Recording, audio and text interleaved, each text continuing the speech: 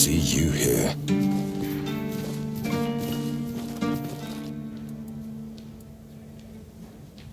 You actually did it?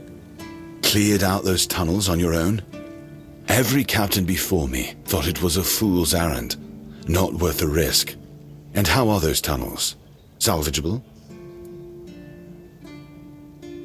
Aye, that it does. Camelot won't be eager to finance the repairs, but knowing the threat's been dealt with is a victory in itself. Perhaps someday we'll see them restored. Until then, we can at least rest easier. So the keep owes you for this. Here's your reward. And what about Goban's friends? Did you find any trace of them? Give those to Goban, if you haven't yet. He's restless, but maybe seeing those again will help settle him. Might even help him get his act together.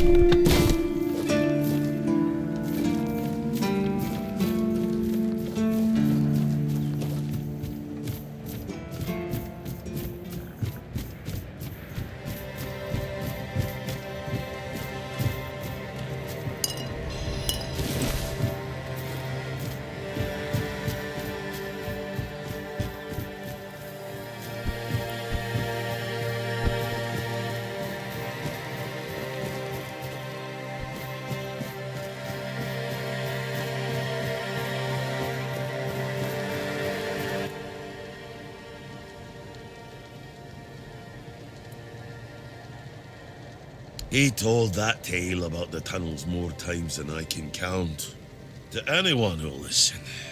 But these days, it seems nobody does anymore. I've heard it plenty of times already, believe me. To him, those old friends of his were everything. They meant more than his own son, that's for sure. He'd go on and on about it. If I'd been there, if I'd gone with him, he won't let it go. Sometimes I think that if Fergus had let him go into those tunnels and meet the same end as his brothers, he might have found his peace. Or at least quit drinking. It's no secret. He is just an old, bitter man who hates the entire world.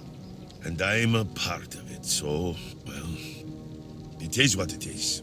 That's all. Well, no, of course not. We're not priestesses of the All-Mother. A woman can be an old crone and still devote herself to the All-Mother. But a man's got to have some fight left in him to be a keeper. Old enough to hold a sword, young enough to not break under its weight. We all got different roles around the keep, sure. But at the core, we're warriors. Don't forget that. See you around.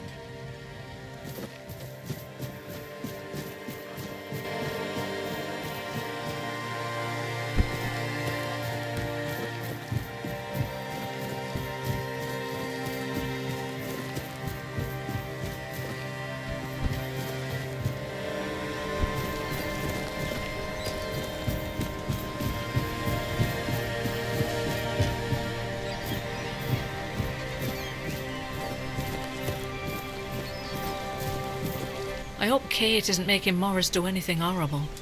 Do you need help settling in, dear? This isn't the best day to start a new life in this place, but we don't always get to choose, do we? What a nasty business with that boy. I'm almost glad my Morris isn't here for this. He's such a bleeding heart.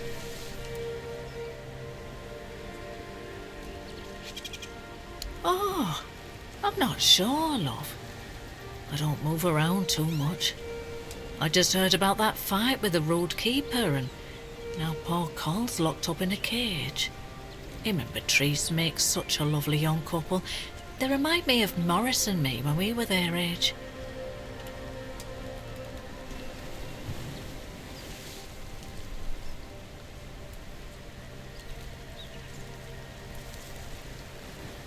A dream? Oh, yes.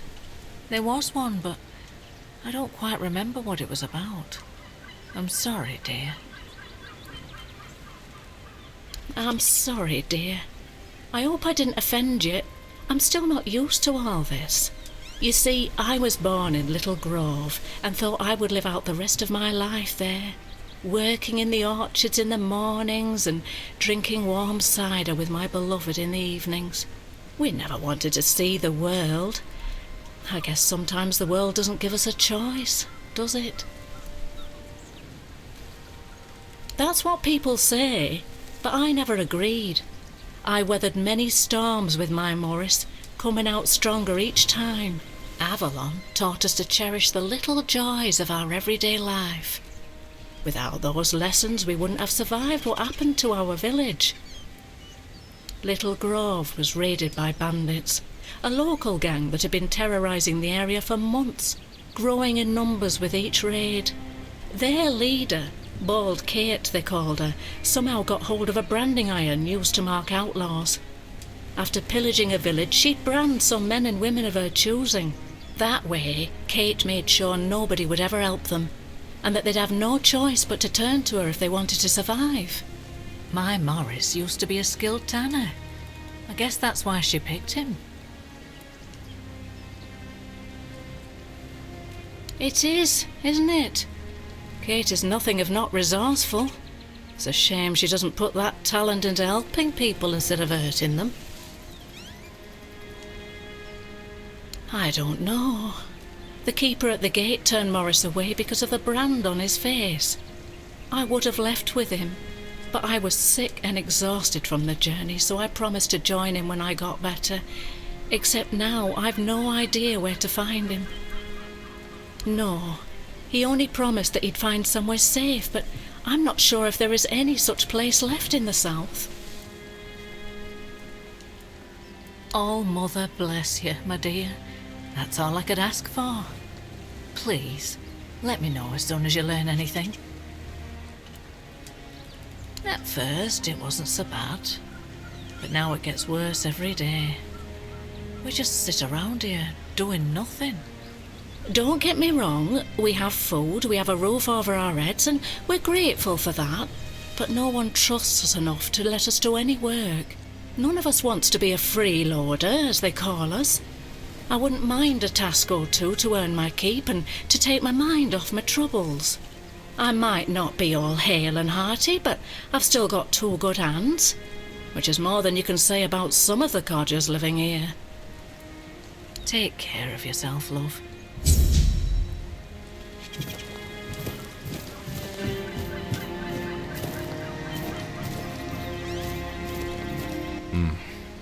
You've come to put me in the cage.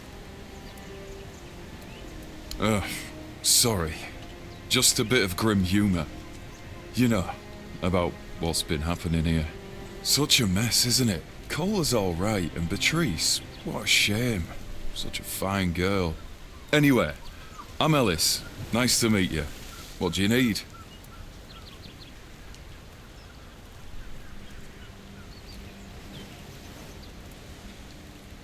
Right. I admitted to them that I'd fallen asleep. My eyelids felt like they weighed a ton, and before I knew it, I was out. Maybe it's stupid, but I had this strange feeling, like something was inviting me into that dream I mean. Don't ask me why. Feels mad just talking about it now, but, well, we were all dead tired, so it's probably just that. Aye, there was a dream. Strangest bloody thing out of all the strange shite I've seen. When we woke up, we realised that every one of us had a weird night. I was out in the wild. I had this feeling like something was chasing me. But it was Col who really had it rough. Poor sod was moping around afterwards like he'd been hit by a sack of bricks.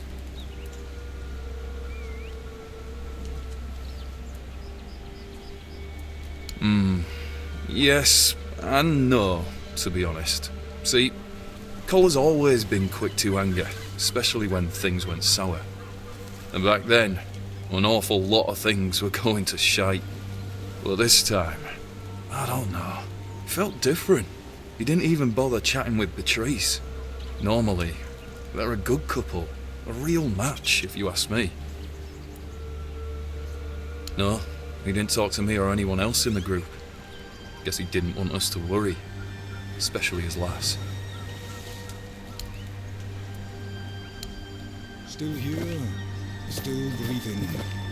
You need something? I've already told you I'm not going anywhere. If you want something from me, then... Oh, I don't know you. I'm Dugald. You're not one of us. And you're not local either. You could have chosen a better time to come here.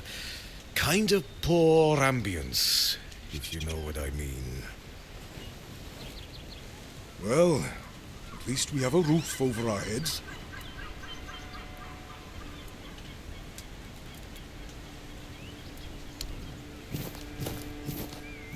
Something happened. Frang listens. Frang doesn't know dream.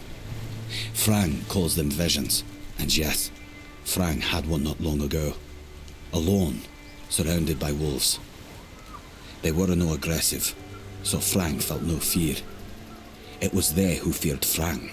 Then, I caught the scent of blood and followed it. But I didn't reach the end. The vision stopped. Now, Frang waits for the next one, to see what's ahead. I'm not from anywhere. Frang is attached to nowhere. I found a home with Dugald. I owe him a life debt. Frang never met the keepers, but the unnamed boy did. Once, a few of them, many years ago, we fought. The unnamed boy survived even though he showed fear. Shouldn't do that. The keepers approached the camp of the boy's people. But that past does not belong to Frang. I'm Frang. A place without a leader. As I see it, I will finally fall apart. One way or another. There are no tales about a place that survived without a strong leadership. And it's not about kings, nobleshites, or chieftains. Titles are just words that pull the wool over a man's eyes. What's needed is a strong soul with a strong name. And their names mean as much as Frang's, which is to say, nothing. Now they're a bit like Frang, strays with no home. Beatrice is strong, despite what happened with Cole. Ellis, he's funny. I like him. Rawson, I know nothing about her. And Dugald, a man who became Frank's father. He has my gratitude. Don't bother. The sun doesn't rise the same anymore. What? Ah, yes. The people are making a fuss over nothing. A dream is just a dream. No need to dwell on it. My boy Frank and I came here with the others. We left our village because we had to. Well, I had to. But Frank is a good lad, so he came with me. I took him in, you know. Found the poor sod at the mill, sleeping in the hay. He was chilled to the bone back then, but I could tell he'd be a strong lad once he thawed out. He used to help out on the farm.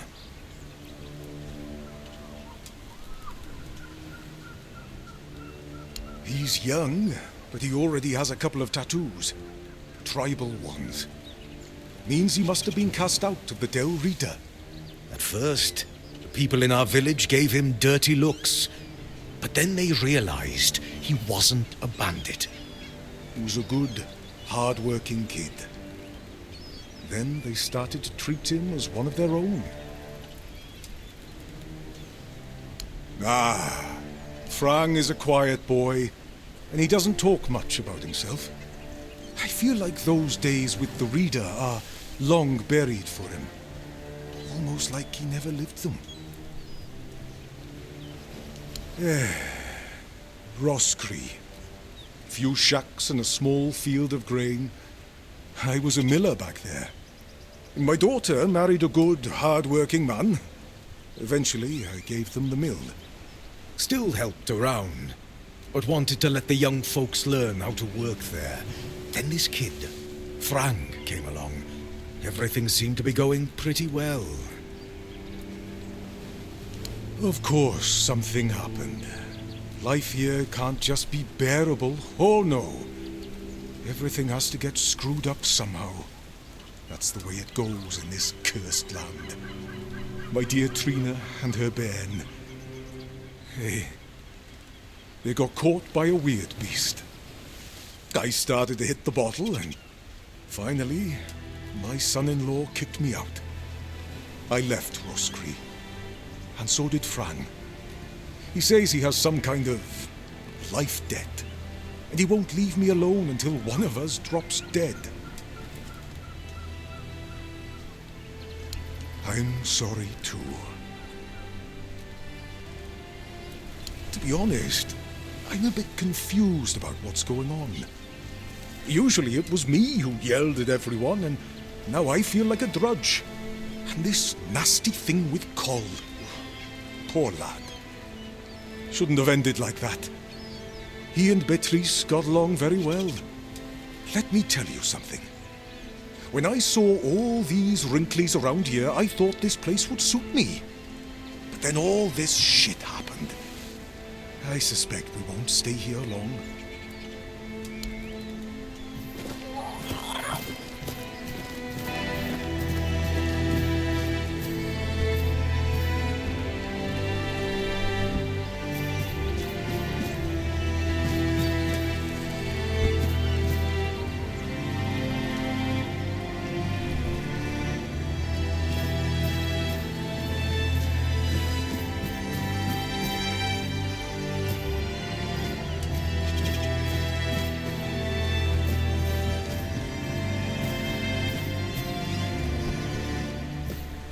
Still here, still breathing.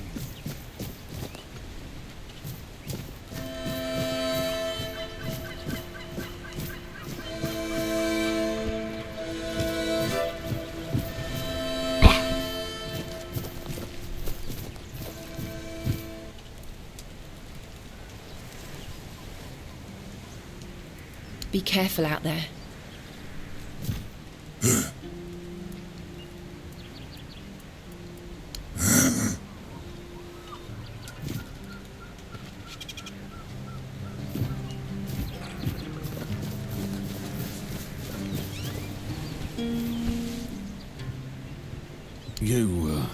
you went down there and came back with their tags. Damn. Didn't think anyone would ever bring those back up. Lads must be resting a bit easier now. Or so I'd like to think. They deserve better than to be left in that pit. You did right by them, stranger. Hell, you did right by me too. So, let's drink to that.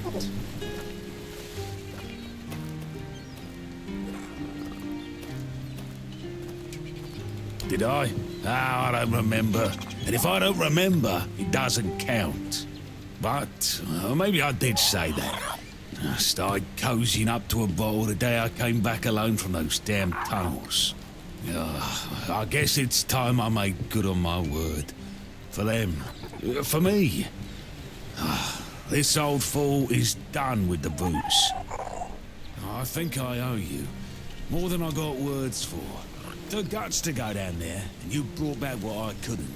That's something I won't forget, stranger.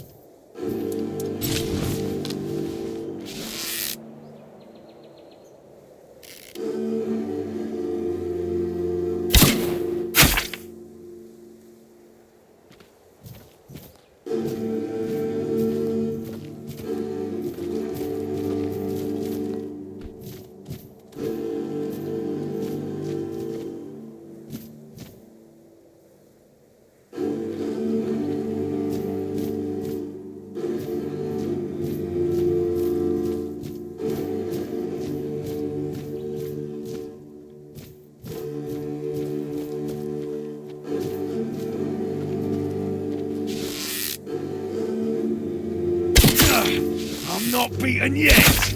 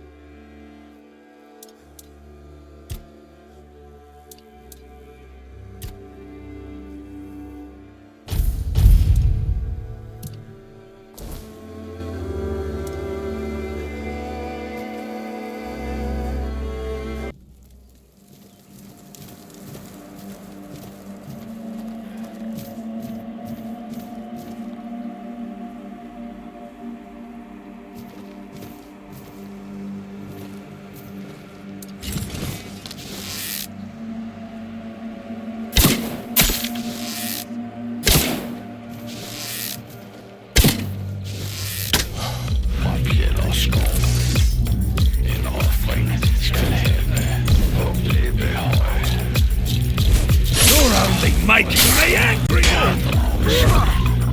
Your wealth is ours! Your road ends here! Your money for your life! Your gold belongs to us! This is going to hurt! Your wealth is ours! Your gold belongs to us! Your gold belongs to us!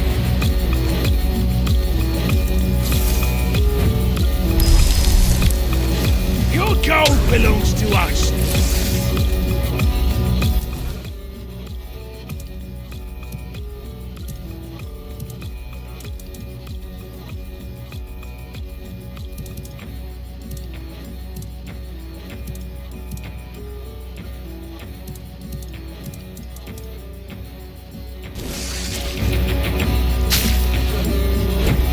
We'll make short work!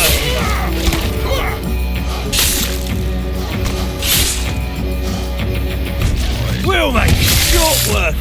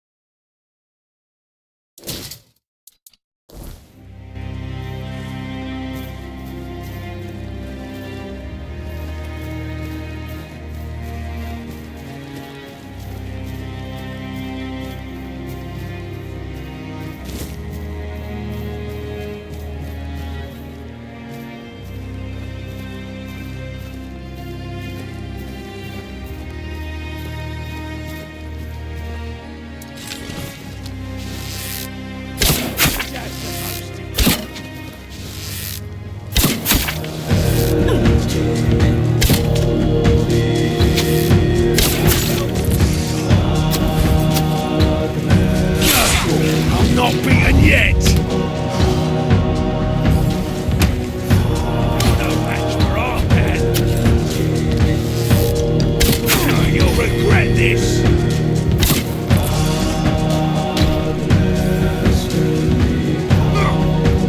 You'll regret this!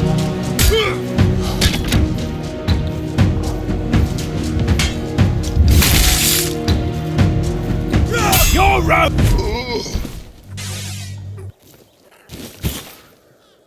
Your wealth is ours.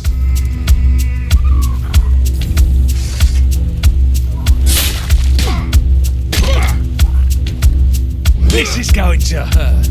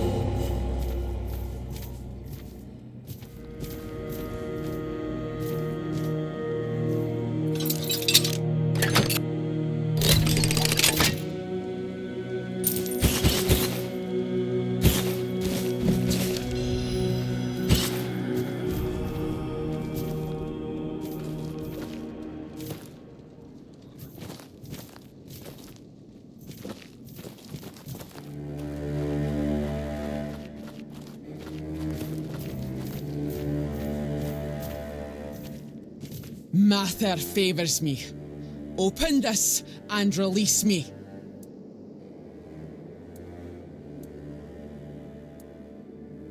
I'm Nest of the Ulfra clan, and that's my real name. I'm nothing like that nameless fool Bromar. I'll admit, getting caught was my mistake, but his men had the numbers. Bromar might be an oaf, but I can't deny he's got some talent for banditry.